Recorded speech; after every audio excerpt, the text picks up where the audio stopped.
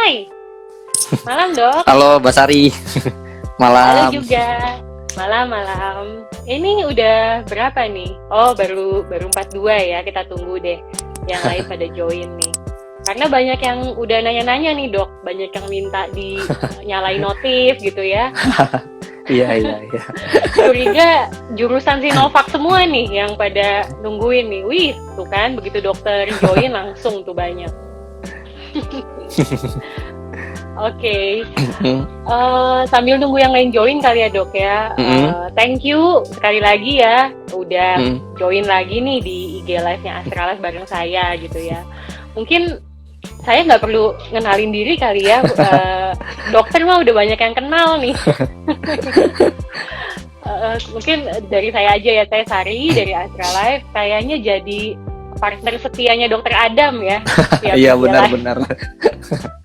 Saya kaget loh dok, terakhir kita IG Live, dari awal tuh followernya masih baru berapa gitu ya. Iya, masih berapa dok? Lagi, wow, 30 ribuan nih. Makanya tuh sekarang makanya rada deg-degan dok sebenarnya dok. Oke, semoga lancar ya. Oke, udah 272 nih. Pada dari mana semua nih? Jurusan Sinovac merapat ya, ayo ajakin ya temennya, saudaranya yang satu jurusan. Silakan diajakin. Pada dari mana nih? Tadi soalnya ada yang masuk ke DM nanya-nanya dari Papua juga pada mau nonton nih dok. Rasanya udah sampai sana berarti ya, vaksinasi di Indonesia berarti bisa kita apresiasi lah ya, udah sampai ke daerah Indonesia Timur gitu ya. Oke, kita tanpa berlama-lama lagi dok. Tadinya saya pengen kasih spare sampai lewat 5 gitu ya, tapi karena jam 3 menit aja udah 300, jadi kita bisa mulai aja kali ya dok ya. Oke. Nah, sebelum mulai aku mau ngaku dulu nih, mau jujur ya. Jadi saya punya contekan dok di kanan ya. Jadi saya karena ini temanya spesifik, temanya apa? Tentang vaksin, terus banyak istilah ilmiah. Saya nggak mau salah kutip ya dok ya. Jadi saya kasih contekan nih di kanan saya, jadi agak lirik-lirik nggak apa-apa ya dok ya? Nggak apa-apa. Soalnya awam banget kan, takut salah gitu ya. Oke, kita mulai ya. Thank you semuanya udah join. Oke. Dari Kalimantan tuh banyak ya. Nah pertama-tama kabarnya dokter Adam sendiri nih. Terakhir kan pas kita IG Live tuh dokter baru suntikan pertama vaksin ya? Atau aku yang amnesia nih? Terakhir bahkan ya? Belum. Saya baru suntik vaksin tuh 2 mingguan yang lalu lah. Nah, jadi dokter sendiri pakai apa dok vaksinnya di sana di Jepang? Di sini dapatnya kebetulan kampus saya dapatnya Moderna, jadi dapatnya Moderna. Sama nakes yang sekarang baru pada dapat. Oke, Moderna itu berapa kali vaksin dong? Kayak Sinovac nggak 2 kali vaksin gitu atau? Kalau di kita kan, saya kan baru pertama nih, jadi nggak ada, maksudnya beda sama Indonesia yang buat booster. Jadi kalau buat baru pertama kali itu tetap 2 kali awalnya. Oke. Nah ini dokter baru yang pertama atau sudah kedua nih? Yang keduanya nanti 2 mingguan lagi. Oke. Berarti di Jepang dokter dapetnya Moderna gitu ya? Betul. Nah, oke.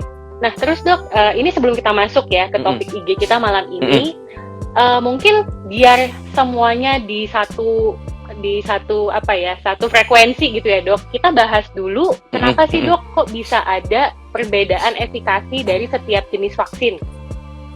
Boleh nggak dokter jelasin dulu? Jadi boleh. Jadi gini, sebenarnya pertama kita bedain dulu nih efikasi dan efektivitas. Efikasi itu kemampuan vaksin dalam konteks uji klinis. Uji klinis itu artinya kondisinya benar-benar ideal, benar-benar optimal. Nah, yang efektivitas itu kemampuan si vaksin di dunia nyata. Jadi ketika dikasih benar-benar ke masyarakat, di luar konteks uji klinis itu seperti apa? Biasanya efektivitas itu angkanya sedikit atau bahkan cenderung lebih rendah dibandingkan efikasi. Nah, itu dulu nih biar kita satu frekuensi nih. Terus, kenapa itu beda-beda? Karena efikasi itu kayak kita foto. Misalnya, kita foto daerah Jakarta sama daerah Bandung, itu kan bisa beda. Atau kita foto Jakarta pagi dan Jakarta malam, itu kan akan beda juga. Nah, Oke. begitu juga dengan efikasi. Efikasi itu kalau misalnya kita ngomong misalnya Pfizer nih di Amerika Serikat dan Amerika Selatan.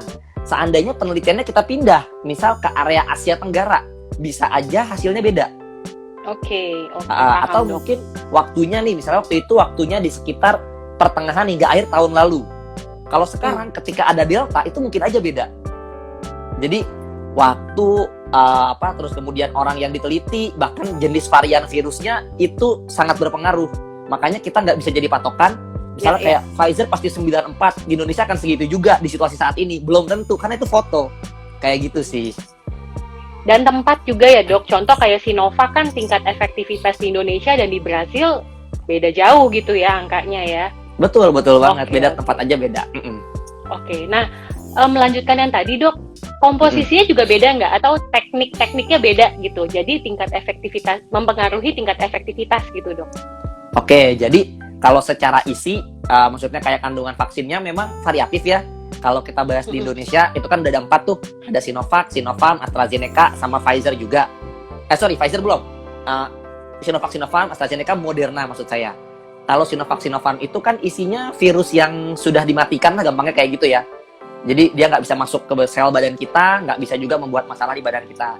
Kalau AstraZeneca itu ada virus lain namanya adenovirus, itu banyak di mana-mana, bisa bikin kita batuk pilek. Di dalamnya diselipin materi genetik virus penyebab COVID. Oke. Kalau Moderna itu materi genetiknya diambil dari virusnya, kemudian dibungkus, dimasukin ke badan kita.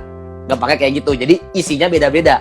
Sebenarnya secara sederhana, karena emang pabriknya beda, produsennya beda, isinya juga beda. Jadi kalau nanti ternyata ketemu ada perbedaan angka efektivitas atau efikasi, sebenarnya sangat-sangat mungkin. Karena kan beda isinya kan. Nah, tapi yang jelas prinsip dasarnya kalau WHO bilangnya gini, selama itu di atas 50%, itu sudah bagus, sudah bisa digunakan kalau sudah terbukti di atas 50%. Bahkan nih vaksin influenza yang angkanya itu di antara 40 sampai 60 tuh, ada 40 ya di bawah 50, itu aja bisa menyelamatkan ribuan nyawa setiap tahunnya.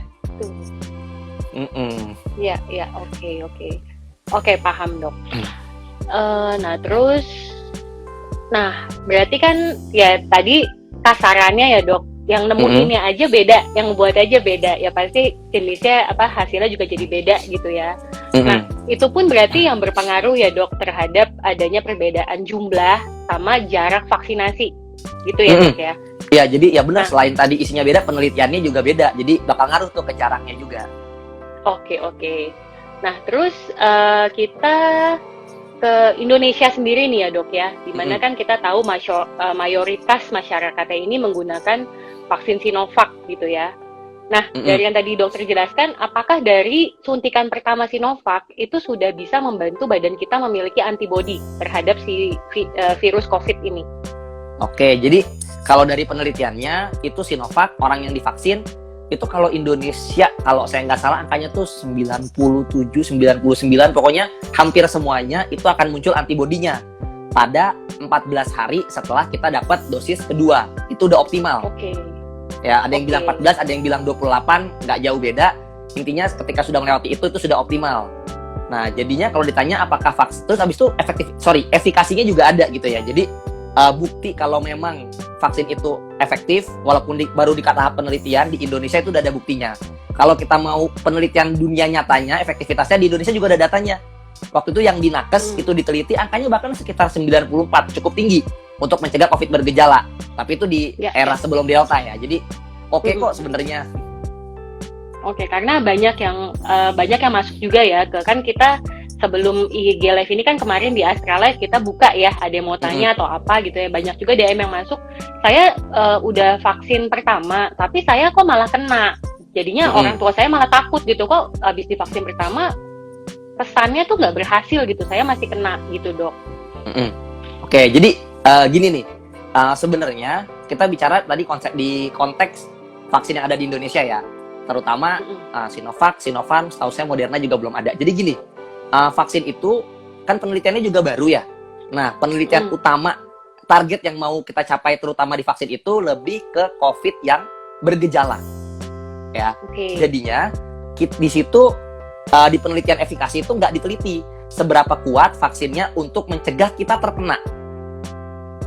Ya, jadi memang tetap ada risiko. Jadi sembari kita nunggu penelitiannya lebih lanjut, memang tetap ada risiko kita kena COVID meskipun kita sudah divaksin. Tapi walaupun kita kena, kemungkinan kita untuk sampai sakit berat, masuk ICU, bahkan sampai meninggal dunia itu akan sangat-sangat berkurang. Nah, jadi itu yang kadang salah kaprah tuh orang mikirnya, saya pasti jadi Superman, nggak bakal kena sama sekali. Padahal kita belum tahu. Tetap ada kemungkinannya, gitu sih. Justru mungkin ketika dia terkena, ya yang tadi dokter bilang ya, nggak terlalu parah gitu, karena udah dapet gitu ya. Nah, tapi terus ada yang nanya juga nih dok, berarti kalau saya udah vaksin pertama dan saya kena, berarti gugur ya dok ya? Harus diulang lagi 3 bulan lagi vaksin pertama lagi gitu? Enggak. Gitu, gimana langsung lanjut vaksin kedua aja, nggak perlu diulang. Oh gitu, oke. Oke, itu menjelaskan ya yang tadi nanya ya. Ya saya tadi ada pertanyaan, oke. Nah terus dok, nah terus gini terkait yang tadi ya dok ya, kan saya masih inget nih di IG live terakhir kita, dokter bilang kan setelah kita vaksin kedua nggak perlu tuh kita tes mau tahu antibodi kita gitu ya, karena akan mempengaruhi psikologis kita. Begitu lihat angkanya gede, wah malah prokesnya jadi longgar, atau ketika angkanya rendah malah jadi terlalu khawatir ya, malah imunnya turun gitu ya. Nah terus apa langkah sebaiknya supaya kita tahu vaksin kita ini berhasil membentuk antibodi di tubuh kita atau enggak, dok? Gimana cara taunya, dok? Oke, jadi gini sebenarnya. Yang pertama, perlindungan setelah vaksin itu tidak hanya antibodi. Ya, jadi ada yang lain. Contoh, sel T. Sel T itu ada penelitian yang bilang itu yang lumayan berpengaruh untuk melawan varian. Kayak varian Delta, Alpha, dan lain-lain. Kemudian yang kedua, itu ada sel memori namanya. Sel B memori. Sel B memori itu kalau kita ibaratin itu mungkin di sini dari sekian lama kalian hidup pasti pernah ngerasa punya teman yang sangat-sangat pendendam gitu ya. Nah, kurang lebih tuh memori kayak gitu. Jadi dia sangat dendam sama virusnya. Bahkan ketika virusnya hilang dia masih ingat, masih baper.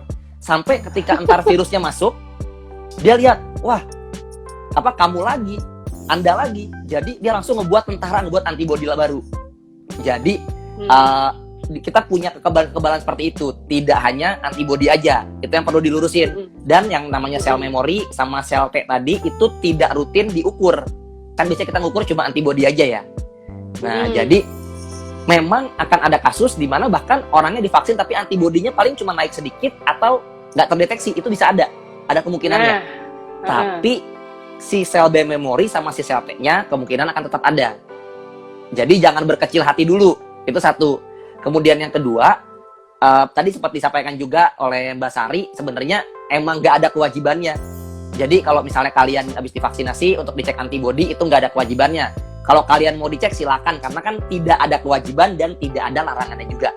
Silakan, nggak ada masalah gitu. Tapi emang itu kalau bisa ditanya apakah itu cara satu-satunya untuk mencari antibodi kita seberapa, ya emang cuma itu doang, nggak ada metode lain sebenarnya. Mau nggak mau kita harus dicek lab, tapi balik lagi itu nggak wajib. Kalian mau cek silahkan, tidak mau dicek juga tidak masalah karena tidak ada kewajibannya, gitu sih. Tapi kan kita kepo ya dok ya, maksudnya yang tadi dokter bilang tuh buat tahu yang si baper itu kan nggak tercetak di kertas gitu loh dok. Keponya kita tuh gimana dok buat tahu kalau oh ini saya udah punya antibodi ini gitu, at least buat saya ngerasa secure gitu ya dok ya. Itu gimana dok? Opsinya cuma cek antibodi tadi sih, yang sampai diukur angka-angkanya itu di lab ya. Opsinya cuma itu doang sih sekarang. Tapi itu tercetak nggak dok? Karena saya belum, karena terakhir ngikutin anjuran dokter ya, saya nggak tes itu. Nah tapi yang tadi dokter bilang tuh si sel B apa tadi? Sel B sel T itu nggak rutin diperiksa. Jadi labnya khusus ya, saya nggak terlalu tahu di Indonesia labnya di mana, tapi biasanya yang kita dapat cuma yang antibodinya aja. Sel B sel T nggak rutin. Itu dia tuh. Tapi berarti ya itu ya dok ya, kalau pas dibaca hasilnya ternyata kok kayak enggak bekerja gitu ya, berarti belum tentu juga ya. Karena ada nilai positifnya juga ya, sel bisa baper gitu ya dok ya. Betul. Oke, thank you dok. Itu juga ada beberapa ya yang masuk pertanyaan seperti itu. Nah kemudian kita lanjut lagi dok. Nah ini juga ada yang menanyakan ya di puskesmasnya. Saya sudah vaksin Sinovac pertama, tapi ketika mau vaksin kedua di puskesmas tuh lagi habis, lagi tidak tersedia. Nah sebenarnya batas amannya itu dari vaksin pertama, kalau kedua terlambat atau lebih cepat misalnya dok, itu ada jarak amannya nggak, berapa hari? Oke, jadi kalau lebih cepat tidak dianjurkan ya, karena misalnya kalau kalian tahu nih, misalnya kayak Sinovac itu intervalnya atau jaraknya 28 hari. Itu minimal sebenarnya tulisannya, minimal diberikan setelah 28 hari, jadi jangan lebih cepat ya. Kalau ditunda itu sejauh ini nggak ada masalah. Maksudnya kayak kalau ditunda hitungan hari, tapi kalau sampai jangka panjang, sejauh ini kita nggak tahu sebenarnya. Kenapa? Karena penelitiannya nggak ada. Jadi kalau penelitian nggak ada, ya kita nggak bisa bilang akan seperti apa. Cuma nih saya ada satu fakta yang unik dari AstraZeneca. Jadi AstraZeneca itu saya baru baca penelitiannya, itu dia disuntik jaraknya 56 minggu. Setahun lebih ya berarti ya, jarak satu sama keduanya. Dan itu antibodinya tetap bisa naik pas habis suntikan kedua. Oke. Jadi sementara di Indonesia sendiri untuk AstraZeneca kan yang kedua jaraknya 3 bulan dok. 12 minggu. Itu kalau mau tahu ceritanya kenapa 12 minggu, itu karena saya nggak terlalu ingat detailnya, tapi ada semacam masalah prosedur. Akhirnya yang harusnya 4 minggu, ada yang disuntik keduanya baru 8 dan 12 minggu. Ternyata beruntungnya kok antibodinya malah lebih tinggi. Akhirnya rekomendasinya dirubah. Oke, paham dok. Berarti yang Sinovac tadi nggak apa-apa selama masih batas hari. Berarti jangan lebih dari 7 hari misalnya dok, karena udah jadi seminggu gitu. Sejauh ini nggak ada seperti itu kok. Bahkan yang lebih dari 3 bulan, yang jaraknya jadi 3 bulan karena kena COVID, kan kena COVID harus nunggu 3 bulan di Indonesia. Sejauh ini nggak masalah. Oke dok, thank you dok. Nah kemudian nextnya lagi ya. Nah ini kita mulai masuk ke pertanyaan ini topik ya dok ya, karena tadi supaya yang tadi ya menyamakan persepsi. Nah, antibodi vaksin Sinovac menurun setelah 6 bulan pasca suntikan kedua. Ini maksudnya menurun sesaat, kemudian dia akan naik lagi ke batas normalnya dok, atau menurun lama-lama hilang? Gitu. Oke. Menurun ini gimana sih? Kalau antibodi menurunnya itu kayak perosotan. Jadi emang turun terus gitu. Bahkan di Sinovac itu penelitiannya di Tiongkok ya, setelah 6 bulan itu kadarnya misalnya gini, angka dimana kalau misalnya kita dicek akan ada angka positif negatif ya, terus ada angka. Nah angka positif itu baru muncul kalau angkanya 8 misalnya kayak gitu. Nah Sinovac setelah 6 bulan itu penelitiannya bilang angkanya 4-6. Jadi di bawah angka positif tadi, di bawah 8. Nah tapi ada tapinya nih. Yang pertama, penelitian tadi nggak ngukur si sel B memori dan sel T tadi, satu.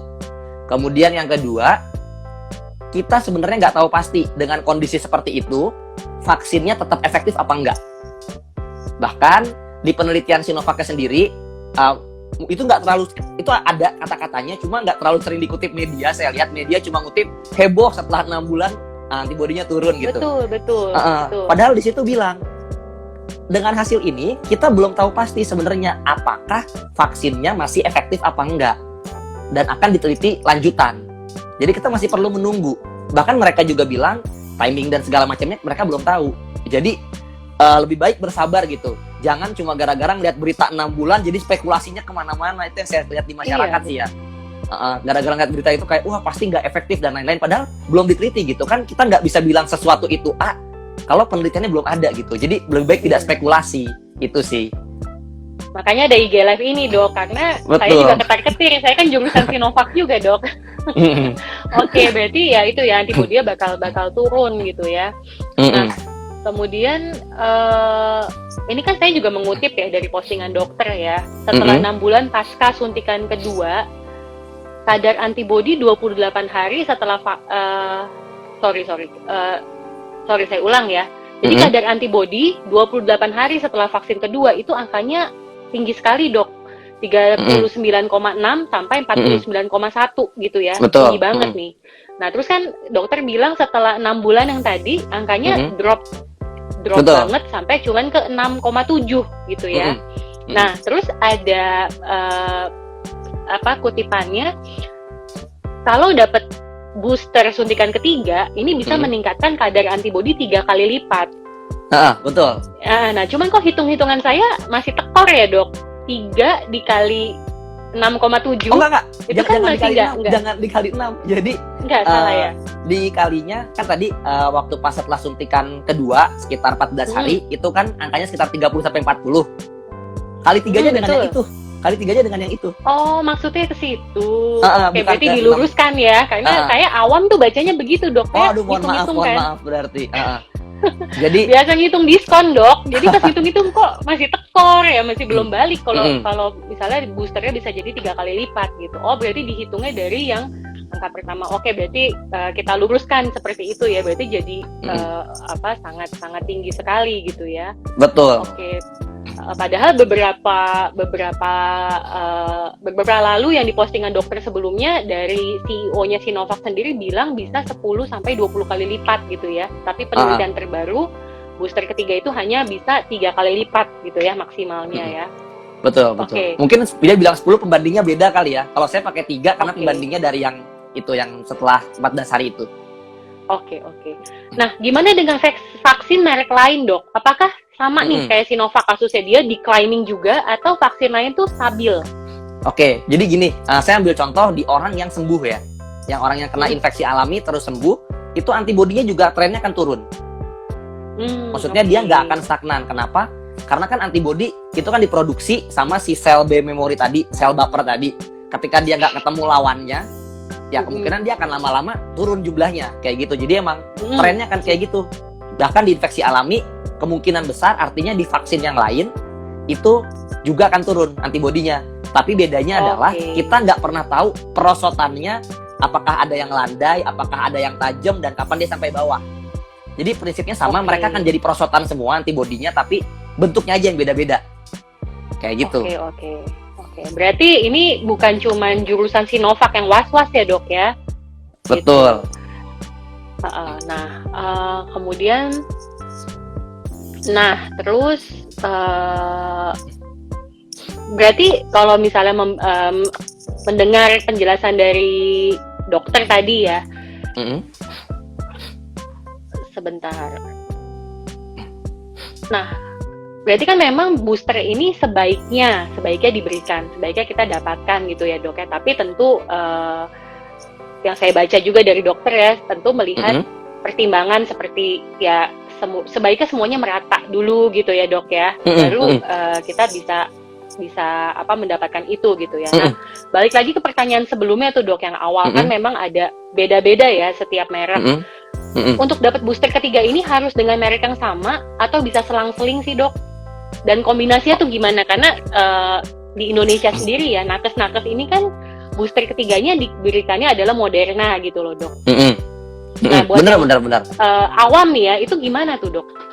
Oke, jadi balik lagi ya, sebenarnya kalau kita bilang, misalnya sederhananya penelitian booster itu bahkan dibilang sama WHO itu nggak terlalu urgent sebenarnya. Itu WHO yang bilang. Jadi selain itu juga memang penelitiannya itu nggak terlalu banyak tentang booster. Nah, tapi sejauh ini udah ada beberapa negara yang memang memberikan booster. Ada yang sama, ada juga yang beda. Setahu saya kayak Israel itu Pfizer lagi kalau nggak salah boosternya rencananya buat yang lansia. Kemudian daerah Timur Tengah yang dapat Sinovac booster berikutnya adalah kalau nggak Pfizer Moderna. Jadi itu beda negara, bisa beda kebijakan. Tapi prinsipnya sebenarnya nggak masalah. Maksudnya yang penting kita dosis 2-nya lengkap dulu. Jadi misalnya kayak Sinovacnya lengkap, AstraZeneca-nya lengkap. Nanti mau di booster sejauh ini, kalaupun kita ganti, maksudnya nggak harus Sinovac lagi tapi ganti yang lain, sejauh ini sih nggak ada masalah sebenarnya. Nah, jadi boleh-boleh aja. Oke, berarti kan ini semuanya sepertinya kan lagi pengen mencontek apa yang dilakukan pemerintah gitu ya, Dok ya. Oh, nakes booster ketiga Moderna, saya juga pengennya dapetnya yang sama gitu seperti pemerintah gitu kan. Nah, berarti mendengar ini nomor 1 sih sebenarnya nggak perlu khawatir berlebihan ya, Dok ya. Dapetin dulu deh vaksin kedua gitu ya. Nah, kalau yang ketiga untuk booster ketiga pun mungkin menunggu instruksi selanjutnya gitu dari pemerintah ya, Dok ya. Sama ini sih sebenarnya tadi sempat dibahas juga ya sama Mbak Sari. Jadi ini bahkan yang ngomong bukan saya, yang ngomong CEO-nya Sinovac.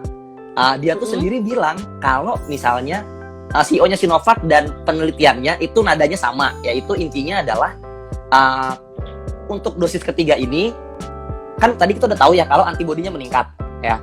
Tapi kita nggak tahu pasti efektivitasnya gimana. Jangan-jangan antibodinya turun setelah vaksin kedua 6 bulan, tapi masih efektif gitu kan. Kita nggak pernah tahu kalau penelitiannya belum ada. Itu satu. Jadi karena ada hasil itu, karena ada konsep seperti itu, antibodinya turun tapi jangan-jangan masih efektif, jadinya mereka sendiri nggak berani bilang timingnya kapan. Dan apakah wajib? Mereka cuma bilang, sepertinya suntikan ketiga ini penting karena terbukti meningkatkan antibodi. Tapi mereka nggak tahu efektivitasnya akan kayak gimana setelah vaksin ketiga. Setelah vaksin kedua itu turun, apakah memang berkurang apa enggak, mereka juga nggak tahu. Dan yang ketiga, yang poin penting banget adalah mereka juga bilang, kalau di tengah kondisi sekarang kan sebenarnya vaksinnya kekurangan ya. Nggak cuma di Indonesia, tapi di seluruh dunia itu vaksin tuh nggak merata. Kebanyakan di negara-negara maju, negara-negara besar. Nah, jadi sebenarnya prioritasnya itu adalah kita berikan dulu vaksin secara utuh 2 dosis kepada orang-orang yang belum dapat. Karena gini, Indonesia terakhir yang saya lihat itu yang dapat 2 dosis itu angkanya masih di sekitar 10-12%. Saya baca John gimana? Hopkins itu 8,1 dok. Tapi John Hopkins saya nggak tahu penelitian yang lain ya, gitu sih. Mungkin lebih 8,1 bahkan. Beda kategorinya ya, saya lihat dari kawal COVID kalau saya nggak salah beberapa hari yang lalu. Oke. Mungkin rasio pembandingnya beda ya. Jadi ya dengan segitu ya antara 8 sampai 10 lah, kita anggap gitu. Artinya kan baru 1 dari 10 orang di Indonesia yang vaksinnya lengkap gitu. Kalau saya lihat di kawal COVID yang dapat 1 dosis aja baru sekitar 20-an% kalau saya nggak salah. Jadi baru 1/5 yang dapat 1 dosis. Artinya sebenarnya kalau mungkin kalian merasa kok teman-teman saya udah divaksin, mungkin kalian privilege, kalian tinggal di kota besar. Karena di kota kecil itu susah. Ada yang tadi seperti Mbak Sari bilang, ada yang nanya di daerah luar Jawa yang nanya vaksin keduanya belum dapat atau vaksin pertamanya bahkan belum ada. Saya juga sering dapat DM atau kalau misalnya ngisi di acara-acara yang untuk daerah-daerah luar Jawa itu mereka sulit gitu, kayak, "Dok, saya pengen vaksin kedua tapi kok nggak dapat, saya udah nunda berapa minggu." Jadi banyak kita cerita kayak gitu. Jadi lebih baik sebenarnya prioritasnya dibanding vaksin ketiga adalah melengkapi dulu 2 dosis untuk orang-orang semuanya. Karena gini, herd immunity itu tercapai ketika semuanya sudah punya kekebalan.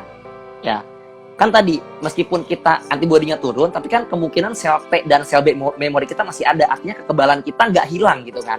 Kita nggak tahu pasti hilang apa enggak. Jadi lebih baik diberikan semua, karena herd immunity itu konsepnya semakin banyak, semakin bagus. Jadi kita kayak ngerangkulan supaya sebanyak-banyaknya dan gak putus rangkulannya. Kayak gitu sih. Jadi itu bahkan yang ngomong dari Sinovac sendiri ya, kalau bisa prioritasnya ke semua orang dulu, baru nanti kita pikirkan dosis ketiga. Kayak gitu sih. Berapa persen sih dok dari populasi sampai bisa mencapai herd immunity dok? Nah, ini juga menarik pertanyaannya karena bervariasi ya. Jadi herd immunity itu nggak bisa misalnya kayak gak enak nih ngomongnya. Jadi misalnya ada orang yang nembak, saya nggak mau sebut namanya, tapi nembak 70%, pasti 70% kita akan herd immunity. Sebenarnya herd immunity itu tidak sesederhana itu. Kenapa? Karena kita harus melihat kemampuan penularan virusnya gimana. Virus dulu di Tiongkok itu dari 1 orang nular ke 2-3 orang sehat. Si Delta itu nularnya dari 1 orang yang sakit bisa ke 5-7 atau 5-8. Jadi udah 2 kali lipat tuh meningkatnya. Itu artinya hitungan herd immunity-nya kan beda lagi. 1. Yang kedua, efektivitas atau kemampuan vaksin itu juga ngaruh di hitung-hitungannya. Kalau misalnya vaksinnya itu beda-beda sedikit, artinya hitung-hitungannya akan beda juga. Jadi sangat-sangat kompleks perhitungannya. Kita nggak bisa sembarangan nembak pasti 70. Kita nggak pernah tahu. Bahkan misalnya nih, saya nggak berdoa ya, tapi misalnya contohnya ada varian lain yang lebih cepat dari Delta menularnya, hitungannya akan beda lagi. Atau ada vaksin ternyata lebih efektif, hitungannya akan beda lagi. Jadi lebih baik jangan nembak ya. Kita tunggu aja sampai nanti kalau bisa semuanya yang memang jadi target vaksin divaksinasi. Kayak gitu sih. Soalnya bukannya apa-apa nih dok, kayaknya ya kan banyak yang udah lelah banget sama COVID gitu loh, pengen. Jadi kita tuh kayak nonton apa sih hasil polling gitu loh dok, pada aduh berapa persen pada nungguin gitu tuh dok, sampai merasa oh ini COVID udah bisa teratasi, kita bisa melihat negara-negara yang sudah lepas masker gitu ya dok ya, pada menunggu ke situ kayaknya nih gitu.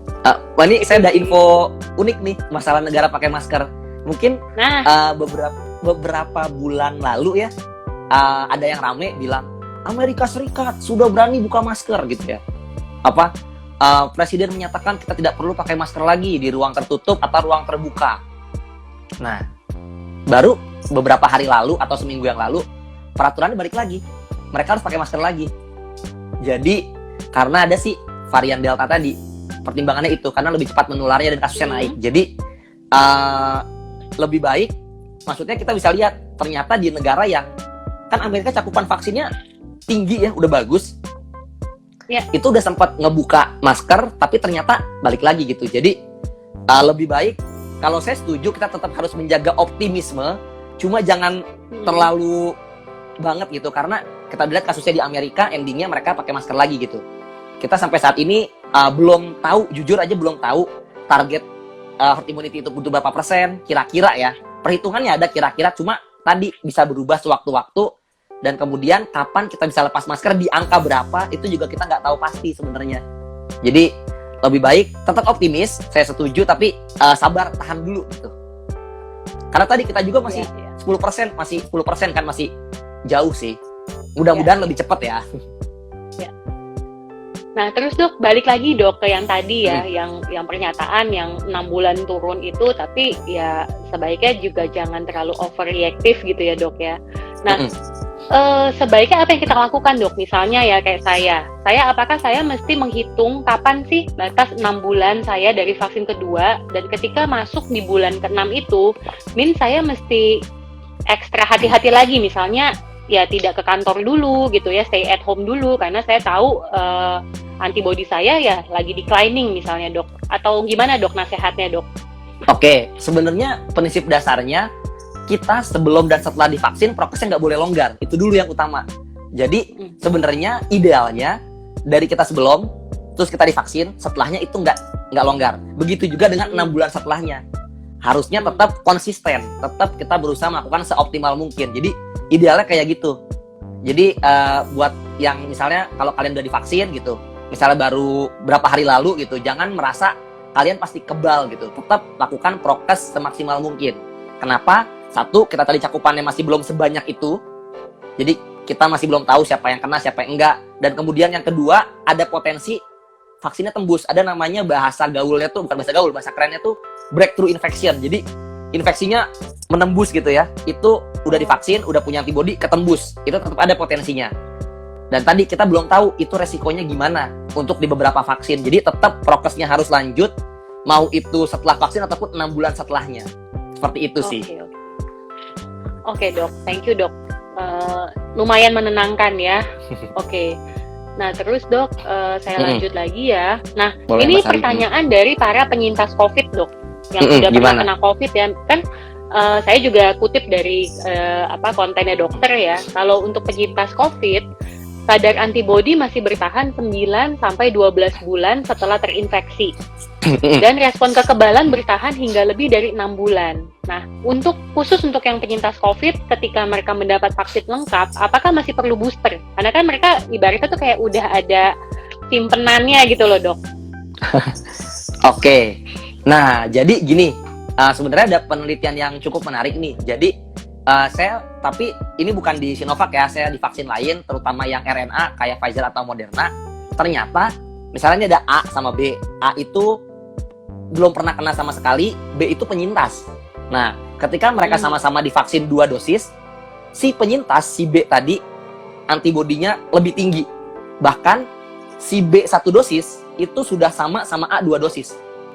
Ketinggian ininya, ketinggian antibodinya ya. Kita ngomongin antibodi bukan kekebalan ya, bukan efektivitas. Jadi, antibodinya cenderung sama. Bahkan ketika dosis kedua, bisa lebih tinggi lagi. Sebenarnya ya, tadi penyintas itu artinya punya kekebalan yang lebih, terutama kalau sudah divaksin. Nah, apakah mereka butuh booster? Balik lagi, kita belum tahu jawabannya. Bahkan tadi untuk orang yang non penyintas aja kita belum tahu sebenarnya idealnya kapan kita perlu booster. Kayak gitu sih. Kalau itu kebijakan negara bisa beda-beda. Kayak Indonesia misalnya ngasih booster ke nakes, karena kan nakes paparannya lagi banyak banget sekarang kan. Ada yang varian Delta tadi. Contoh misalnya Israel ngasih booster Pfizer di lansia karena mereka melihat data awalnya si efektivitasnya itu turun, bahkan di angka yang cukup mengkhawatirkan untuk mereka. Itu Pfizer loh ya, yang orang Indonesia banyak puja-puja gitu. Ternyata setelah beberapa waktu turun juga. kayak gitu. Jadi tetap potensinya ada, dan itu balik lagi ke kebijakan negara nantinya pertimbangannya apa. Kayak gitu sih Mbak Sari. Oke, jadi yang bukan jurusan Sinovac jangan jumawa ya, jangan ngebully yang Sinovac gitu ya dok ya, karena kenyataannya ya semua merek juga begitu. Nah, ini salah nggak dok? Kalau saya simpulkan, berarti kedepannya vaksin COVID ini akan jadi vaksin yang harus diulang, seperti vaksin influenza ya dok ya, kan tiap 1 tahun mesti diulang lagi dosisnya gitu ya. Apakah kedepannya berarti means akan jadi seperti itu nih dok? Oke, jadi kita belum tahu pasti. Jadi gini, saya jelasin dulu kenapa influenza itu perlu diulang. Utamanya adalah bukan karena antibodinya hilang atau antibodinya turun, tapi karena virus influenza itu mutasinya cepat banget. Tahun depan jenis virusnya udah ganti dan belum tentu mempan sama vaksin yang ada sekarang.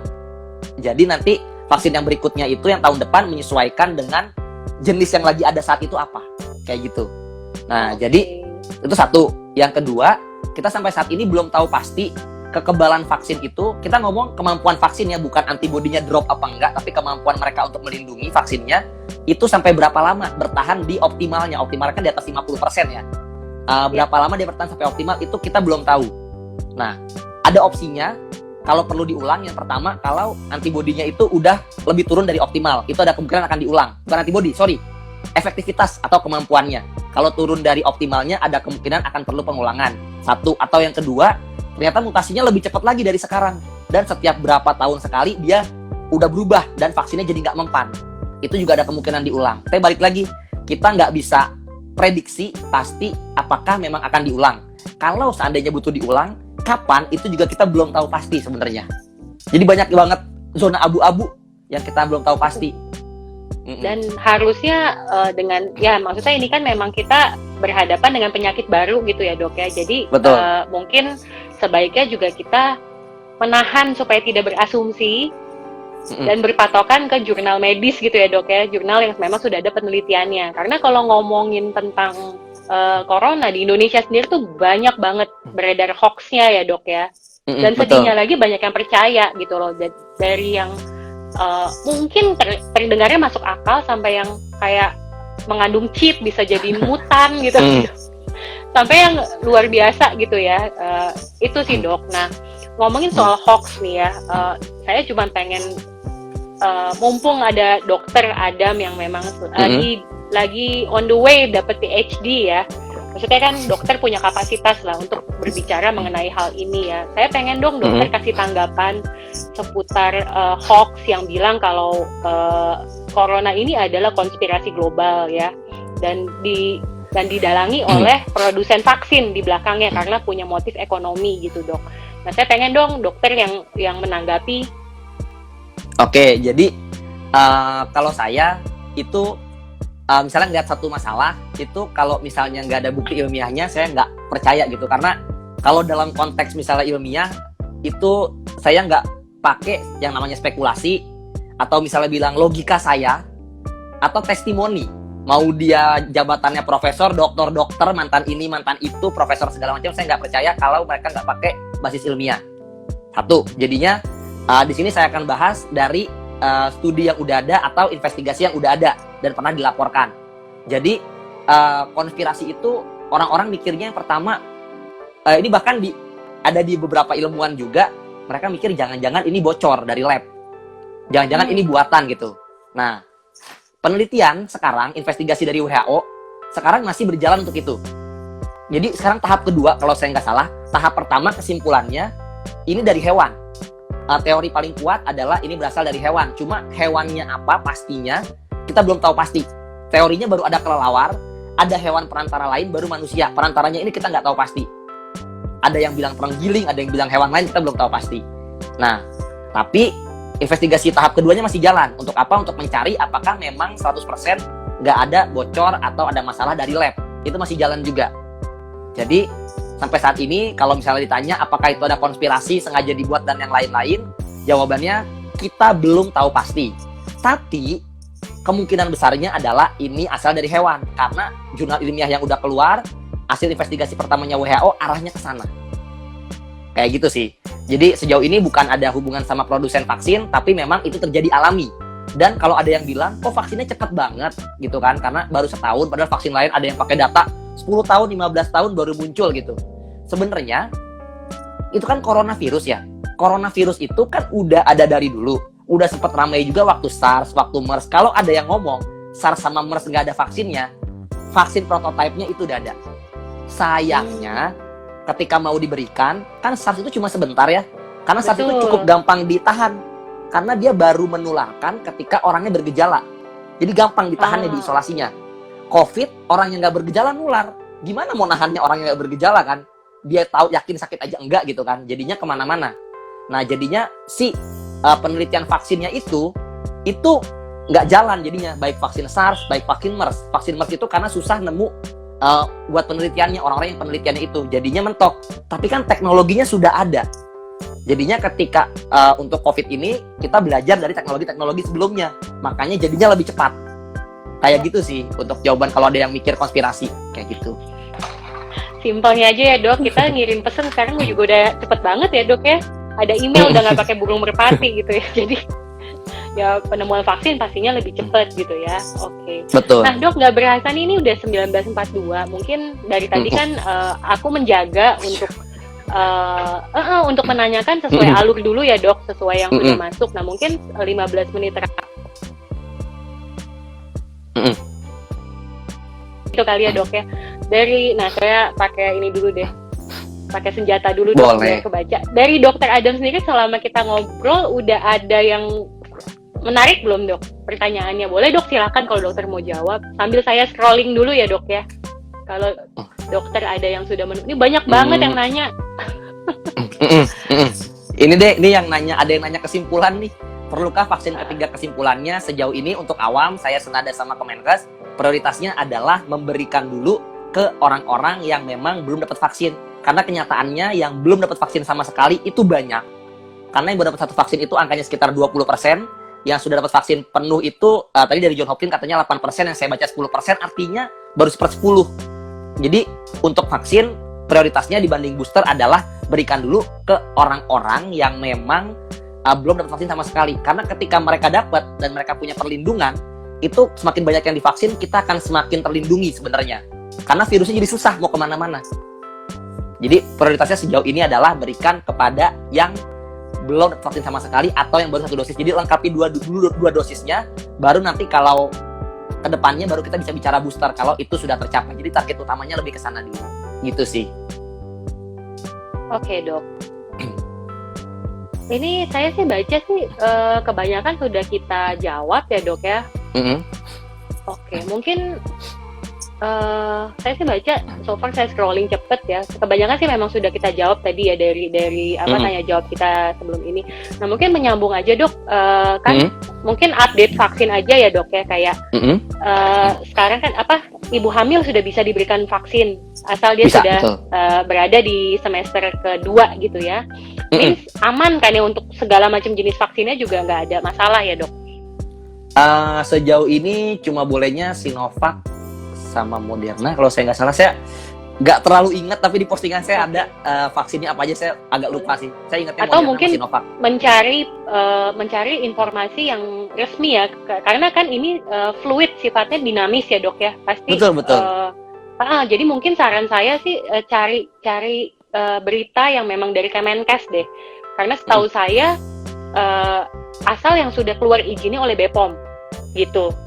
Mereknya apa gitu ya. Jadi mungkin boleh dicari ya, tadi saya lupa siapa yang nanya. Nah kemudian dok, untuk pertanyaan juga mengenai vaksin anak yang terbaru ini kan bahkan sejak usia 3 tahun sudah boleh divaksin gitu ya. Di Indonesia belum. Di Indonesia baru 12 ya? Sampai 17. Berarti kita yang 12 sampai 17 gitu ya. Tapi memang data kan Indonesia pakai Sinovac tuh. Memang datanya udah ada yang usia 3 sampai 12, tapi datanya kalau dari pemerintah bilangnya itu belum terlalu banyak, belum terlalu meyakinkan. Akhirnya mereka cuma ambil di 12 sampai 17. Ya, make sense sih, maksudnya masuk akal alasannya. Jadi kita perlu menunggu deh 3 sampai 12. Penelitiannya juga lagi banyak jalan di banyak negara. Oke. Berarti dok, dokter update nggak nih dok, misalnya kira-kira gimana sih proses vaksinasi di Indonesia selanjutnya tuh kayak gimana gambarannya dok? Oke, jadi ini saya sebenarnya gini, proses vaksinasi itu hampir sama di semua negara tahapannya ya. Jadi alurnya itu biasanya pertama lansia kan pertama nakes itu kan udah beres, terus lansia, terus kemudian kita masuk orang-orang yang lebih beresiko, dan itu nanti akan turun perlahan-lahan sesuai umur. Nanti kalau misalnya udah sesuai umur, udah sampai, baru nanti akan diberikan, terutama untuk yang dewasa kayak gitu. Nah, kalau bicara penelitian itu turun bertahap sesuai umur. Jadi kan pertama 18 ke atas. Nah, di banyak negara, contohnya setahu saya Moderna sama Pfizer tuh udah selesai. Bahkan udah dapat efektivitasnya, angkanya bagus banget. Itu buat usia anak 12 sampai 17 tahun. Itu udah ada. Terus berikutnya turun lagi. Turunnya adalah di rentang usia 3 sampai 12. Nah, itu kalau yang saya dengar di Amerika, produsennya si Pfizer sama Moderna, mereka bilang target mereka adalah fall. Fall itu berarti mungkin di sekitar bulan Oktober November, antara vaksinnya udah selesai atau udah bisa digunakan untuk anak 3 sampai 12. Nanti next step berikutnya turun lagi, yaitu di 6 bulan sampai 3 tahun. Wow. Targetnya itu spring tahun depan. Jadi itu akan turun terus sesuai umur. Karena kenapa dia mainnya kayak gitu? Karena resiko COVID itu malah di anak-anak cenderung lebih ringan dibandingkan orang dewasa. Jadi mereka memprioritaskan yang lebih beresiko dulu, terus turun. Kalau mau ambil, kalau saya boleh cerita, ambil contoh paling enak tuh di Jepang. Jadi mereka urut turunnya per 10 tahun. Jadi sekarang ini, saat ini yang boleh itu di usia 40 sampai 50. 40 ke atas sudah boleh. Nanti minggu depan atau 2 minggu lagi masuk ke 30 ke atas, baru nanti 18 ke atas. Jadi turun bertahap, emang idealnya kayak gitu. Makanya penelitiannya kan juga kayak gitu ya. Tadi 12 sampai 17, 3 sampai 12, dan 6 bulan sampai 3 tahun. Jadi trennya akan seperti itu. Jadi untuk anak-anak yang lebih kecil dari 3 tahun mungkin akan lebih lama lagi dapatnya. Kayak gitu sih. Ya. Tapi bukan berarti mereka lebih lebih kecil resikonya, kita jadi membahayakan ya dok ya, kita ajak. Iya benar. Grocery atau apa, mungkin itu juga bukan hal yang bijaksana juga ya dok ya. Betul. Tetap harus dilindungi. Ya betul. Nah, ini ada yang nanya juga nih dok, kan memang di Indonesia pemerintah itu lagi menggaungkan vaksin gotong royong, khususnya untuk kelas pekerja ya, untuk perusahaan gitu dok. Itu apa, ada yang nanya nih dari Pujiku 10 ya, Sinopharm dengan Sinovac ini apakah sama dok? Nah, ya ini menarik juga ya. Jadi namanya mirip, sama-sama Sino ya. Jadi dia beda. Kenapa? Karena perusahaannya beda. Yang satu Sinovac, yang satu Sinopharm. Jadi pabriknya beda. Tapi kesamaannya mereka dari Tiongkok. Satu. Kesamaan berikutnya adalah mereka itu jenis zat aktif itu kayak apa sih yang bisa dimasukkan ke badan dan memicu kekebalan di badan kita, itu sama-sama virus mati, sama-sama virus inaktif. Nah, tapi karena memang perusahaannya beda, ada kemungkinan mungkin bahan-bahan di dalamnya ada perbedaan juga kan.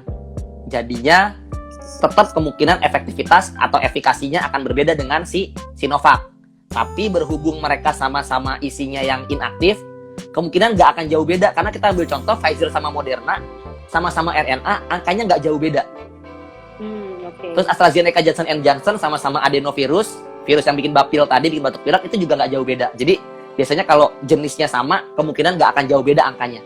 Kayak gitu sih. Ya.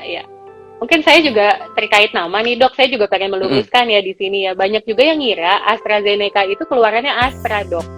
Oh.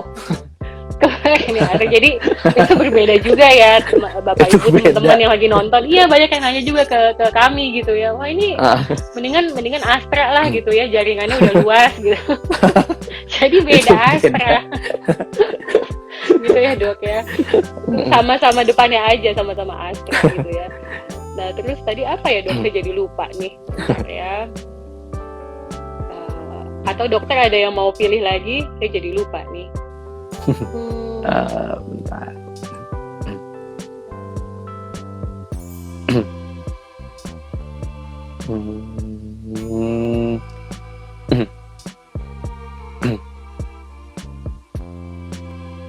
Kita kayak lagi periksa ujian ya dok. Iya, saya juga bingung. Iya nih. Nah ini dok, ya, tadi udah kita jawab sih. Jadi ini kayak saya yang bertugasnya antar negara nih ya, lagi tugas di Jakarta, dapatnya Sinovac, tapi kemudian dia dalam beberapa waktu harus harus ke Tokyo ya. Nah ini apakah mesti sama satu dan kedua atau gimana tuh dok? Oke, jadi saya ngambil contoh aja, kan kebetulan saya di Jepang, jadi saya ngambil contoh dari mahasiswa Indonesia yang datang ke Jepang. Jadi mereka di sana, orang dari Jepangnya, saya nggak tahu kalau pekerja gimana, tapi mahasiswa dibilang kalau bisa, kalau memungkinkan, kalian lengkapi dulu dosisnya sebelum berangkat ke Jepang. Dan kemudian itu mahasiswa adik kelas saya itu datang ke sini, terus dia nyoba daftar vaksin. Tapi setelah dia cerita, dia cerita dia udah dapat 2 Sinovac, ditolak. Oh gitu. Jadi saran utamanya kalau bisa dilengkapkan dulu vaksinnya. Kenapa? Karena penelitian kombinasi vaksin, misalnya kayak satunya Sinovac, 2-nya Pfizer misalnya, itu sangat-sangat jarang. Penelitian yang ada setahu saya baru 1, itu dia mengkombinasikan satunya AstraZeneca, keduanya Pfizer. Hasilnya oke sih, hasilnya oke dan relatif aman. Jadi tetap ada efek sampingnya, tapi bisa dibilang ya masih bisa ditoleransi lah, masih aman, dan angka efektivitasnya juga oke. Tapi untuk vaksin lain saya belum pernah lihat, setahu saya juga belum ada, baru itu doang tuh, si AstraZeneca 1, kedua Pfizer. Jadi kalau ditanya mungkin apa enggak, mungkin ya, tetap mungkin dan tetap aja bisa efektif, tapi sejauh ini sih nggak dianjurkan. Oke. Berarti sebaiknya kalau yang sudah punya rencana seperti itu ya dok, mungkin ada baiknya dihitung gitu ya. Hitung dulu nih, hitung kalender dulu supaya tepat ya. Maksudnya, saya kalau saya ambil vaksin pertamanya ini, saya masih mungkin nggak, atau jadwalnya gimana gitu ya, supaya yang tadi dokter bilang sebaiknya dilengkapi dengan merek yang sama atau sesuai anjuran dulu lah ya. Kalau yang 2 kali ya sebaiknya memang menggunakan merek yang sama gitu ya dok ya. Betul. Oke. Ini ada nanya tentang KIPI. KIPI itu apa ya dok? Saya pun nggak paham tuh. Oke. KIPI itu kejadian ikutan pasca imunisasi. Jadi misalnya kalau misalnya kayak kita demam habis vaksin, atau saya waktu itu habis Moderna, tangan saya nggak bisa ngangkat, itu karena ngeri banget kalau misalnya ngangkat, itu KIPI. Jadi setelah kita vaksin, keluhan-keluhan atau yang kita alami apa aja, termasuk juga yang alergi berat, ada yang pingsan, atau kalau kayak AstraZeneca ada masalah pembekuan darah, itu semuanya KIPI. Tapi KIPI itu kan macam-macam nih. Misalnya gini, saya ambil contoh. Misalnya saya makan pisang, ya. Saya makan, atau enggak gini, ada orang makan pisang. Terus kemarin misalnya, terus hari ini tiba-tiba orangnya itu stroke misalnya, atau serangan jantung. Nah, apakah itu KIPP, kejadian ikutan pasca pisang? Kalau setelah kejadian, ini jadi buat analogi nih, kalau setelah kejadian bener kan, itu terjadi setelah dia makan pisang. Betul. Nah, jadi kalau misalnya ada orang yang serangan jantung atau misalnya stroke, misalnya beberapa lama sebelumnya habis vaksin, itu kita akan anggap itu sementara KIPI. Tapi karena emang kan dia setelah terjadi kan, tapi tolong dibedakan kata-kata setelah dan karena. Apakah orang tadi stroke atau serangan jantung karena makan pisang? Belum tentu kan, harus diteliti lebih lanjut. Tapi apakah dia terjadi setelah makan pisang? Betul, setelah makan pisang. Iya. Nah, balik lagi kayak KIPI, apakah kejadian itu terjadi setelah imunisasi, setelah vaksin? Betul, tapi apakah terjadi karena vaksin? Kita nggak tahu pasti. Belum tentu. Belum tentu. Ada namanya di Indonesia tuh Komnas KIPI. Jadi dia yang akan menelusuri, menginvestigasi setiap KIPI yang ada dan dilihat apakah memang itu terkait dengan vaksin apa enggak. Kayak gitu, itu di semua negara ada kok. Jadi analogi sederhananya gitu biar gampang ngertinya. Ya. Thank you dok. Baru tahu saya ada Komnasnya ya terkait KIPI ini. Betul. Karena memang awal-awal kemarin ya dok, banyak juga yang pada meragukan nih Sinovac ini placebo nih, jangan-jangan, karena saya nggak berasa gitu loh, fine aja, cuman pegel-pegel dikit gitu ya. Tapi ketika temennya yang vaksin AstraZeneca bener-bener tuh demam, panas gitu ya. Banyak juga yang bilang gitu sih, malah ada yang pengennya tuh bergejala gitu loh, supaya kesannya kan efektif gitu ya, berhasil gitu sih dok. Oke. Ini sekalian, ini menarik nih buat dilurusin nih. Jadi kalau kita bergejala atau enggak, itu vaksin tetap bekerja. Sampai saat ini kita juga nggak tahu pasti siapa aja orang yang bakal bergejala. Itu mungkin ada masalah genetik atau lain-lain, atau semata-mata urusan peluang, kita nggak tahu pasti. Tapi yang jelas, mau kalian efek sampingnya berat ataupun enggak, vaksinnya tetap akan bekerja. Tenang aja. Jadi jangan berkecil hati kalau saya nggak ada keluhan gitu. atau nggak ada apa-apa kok dia ada keluhan, jangan-jangan dia lebih efektif, nggak kayak gitu kok sejauh ini. Jadi ada kompetitif ya gitu loh dok. Iya benar. Efek samping aja pengen lebih berat gitu ya. Oke dok, ini benar-benar nggak kerasa banget ya, udah kurang 4 menit. Paling seperti biasa sih dok, pesan-pesan terakhir dari dokter Adam buat sebelum menutup IG Live kita ini dok. Oke, jadi pesan dari saya, pertama, berhubung vaksinasi kita tadi masih 10% yang dosis lengkap, jadi untuk yang kalian yang belum divaksin, kalau kalian nggak punya comorbid, nggak punya penyakit, dan vaksinnya udah ada kesempatannya, segera ambil kesempatannya. Karena bisa aja ntar ternyata beberapa bulan ke depan, terutama yang daerah-daerahnya bukan kota, ternyata dosisnya sedang tidak ada gitu. Jadi kalau ada kesempatannya segera diambil. Kemudian setelah vaksin, prokes jangan lupa. Karena saya sering ngomong juga masalah ibarat dua tangan, kalau kita punya vaksin, kita punya prokes, punya vaksin. Jangan sampai kita vaksin, prokesnya lupa. Itu sama aja kayak sebelumnya, berantemnya satu tangan doang. Kemudian yang terakhir untuk masalah vaksinasi ketiga, ini saya ulang lagi biar lebih kena. Jadi vaksinasi ketiga itu sejauh ini WHO bilang mereka tidak terlalu menganjurkan, bahkan dari Sinovac sendiri mereka belum tahu pasti kapan dan idealnya seperti apa. Dan bahkan mereka juga bilang di penelitiannya kalau jauh lebih baik vaksinasi itu diberikan kepada yang belum dapat. Ya, karena di Indonesia kenyataannya banyak sekali yang belum dapat. Tadi ya mungkin 90%-an itu belum dapat. Jadi jauh lebih baik diberikan kepada mereka yang belum dapat sama sekali atau yang dosisnya belum lengkap. Setelah mereka lengkap dosisnya, mereka punya kekebalan, baru kita bicara vaksin ketiga seperti apa. Atau misalnya kalau ada masalah-masalah lain, misalnya ada varian yang lebih ganas atau lain-lain, baru kita bisa bicara itu. Tapi sejauh ini prioritasnya adalah orang-orang yang belum dapat vaksin atau vaksinnya belum lengkap. Kayak gitu sih Mbak Sari. Oke, thank you dok, sangat jelas banget. Paling saya menambahkan aja ya, saya sangat suka dengan analogi dokter. Kita itu punya dua tinju lah istilahnya ya buat melawan si COVID ini.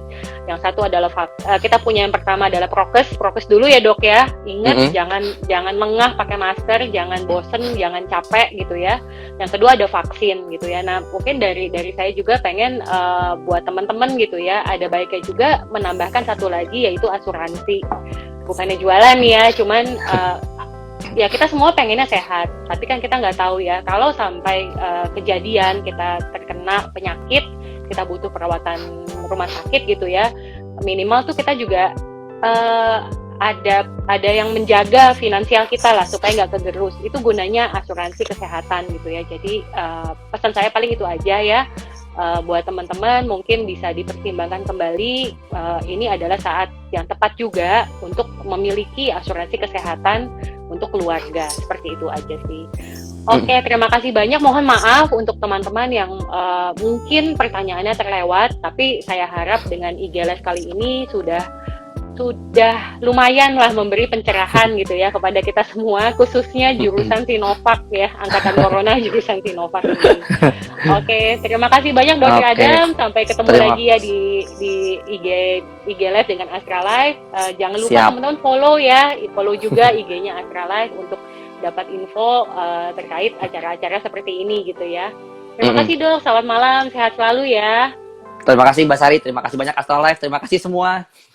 Sehat selalu. Oke.